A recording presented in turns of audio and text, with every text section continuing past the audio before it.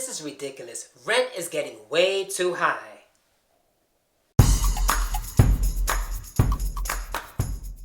Rent everywhere is just increasing.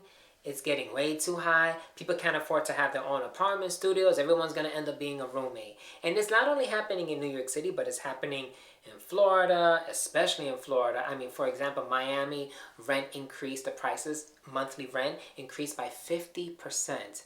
I know a few people out in Florida that they had their studios and they had to leave because, to renew their lease, it increased so much.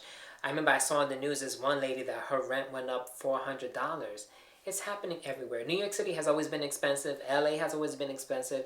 But now it's happening everywhere, all throughout the country. I can't help but wonder, is this part of Agenda 2030?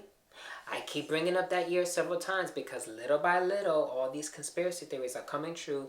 And 2030, the Agenda of 2030 and the Great Reset has always been a conspiracy theory for years. And I mean, it's just little by little things are happening. So I can't help but think, and there's nothing wrong in questioning, but as I see things, I'm always going to ponder and question and analyze everything. So I'm wondering, is this part of the plan to make rent so expensive that nobody can own their own apartment studio? Families can have their own house. That basically it's just going to be room sharing all over the place.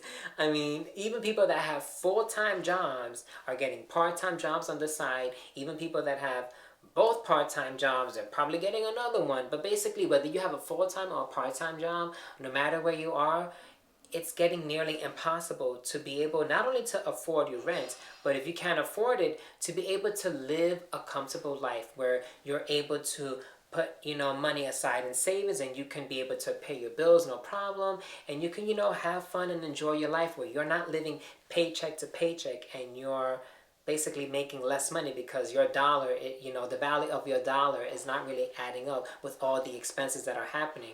So let's say if your state minimum wage increases to $15, 15 per hour, that doesn't make a difference if everything else is going up 3 or 4 times even more of the price. And we all know inflation, everything is going up. Gases, food, just to name a few. So of course, like a domino effect, rent will increase. I'm wondering, when are we going to have a break? The middle class, we always suffer. We've suffered throughout with this whole COVID, the shutdown, and so many other things, and now this. So it's basically now going to be that if you're going to, date somebody, I think you're going to have to be open to the whole idea that, even though if you want somebody to have their own place, that it might actually be a little bit impossible for the time being. So you might have to be a little open to not have that as a deal breaker that, hey, that person might have a roommate or 2 roommates. And if you're okay with that, then maybe you should set the limit how many roommates the person can have. Now for me, I'm not about, being with somebody that's living with their family, because I like my privacy, and I think it would be great that, when you're dating somebody, you don't have to worry about, what your family is doing over there, or if we're making noise or whatever. I ain't in high school no more. But, because rent is going up everywhere and people don't want to spend the majority of their paychecks on rent, then they're either renting a room or they're buddying up with people, either that they know or don't know, to be like, hey, let's get this apartment together so we can be able to live and survive. But let's see what the future holds. Do I think it's going to get any better? No. And I think, especially this administration, and wherever you are, your local politicians, I think they're going to keep making excuses where they're always going to point the fingers at somebody else. It's never their fault. It's never their problem. Well, you know what? Pay attention with everything that's going on. And like I always say, save, save, save. Be smart with your money. Figure out what's a necessity and what's just, for fun, what was a luxury. And, figure out a way where we can just be able to make it and survive.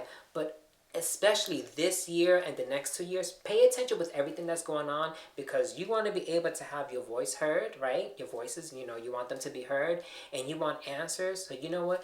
Put all that energy and focus when you go to vote. Don't do that whole mail-in voting shit. Go in person and vote. Let your local politicians, let them know where you stand. You want your voices to be heard, because this shit is getting out of control. And that's my point of view for today. Please like, comment, and subscribe. And remember, be safe and love each other. Bye.